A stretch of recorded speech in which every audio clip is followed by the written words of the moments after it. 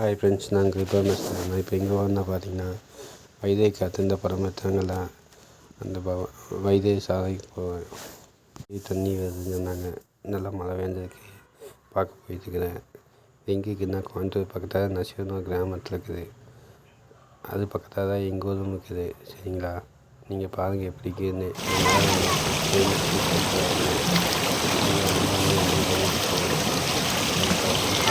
வந்து பார்த்து போங்க.